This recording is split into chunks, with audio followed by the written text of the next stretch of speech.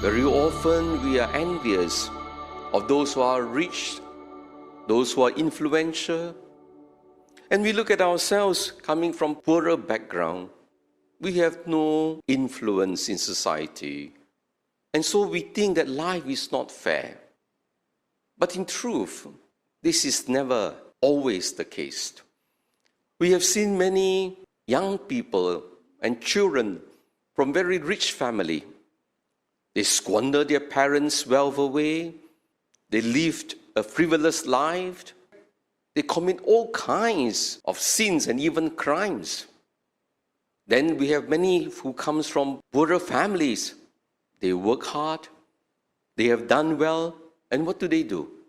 They give back to society because they remember that once they were the underprivileged.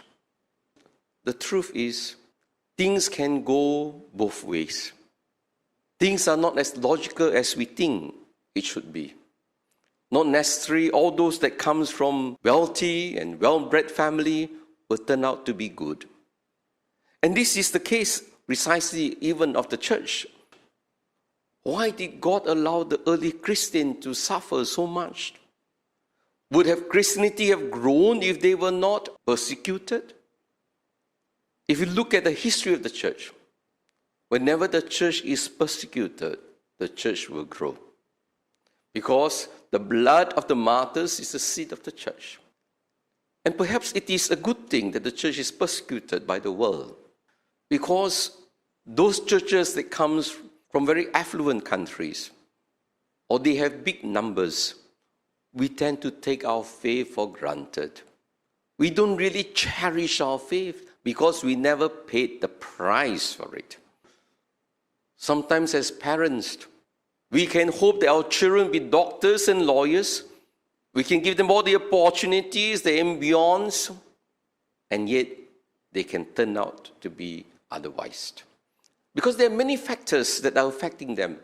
Today, parents have very little influence over our children. And that is why, my dear brothers and sisters, we just have to surrender our lives to God. We surrender to the mystery of God's grace. Of course, we must do our best, try our best to give whatever our young people need. We must provide the opportunities. We must help them to grow in the right direction. But that is all we can do. And we just have to wait for the results.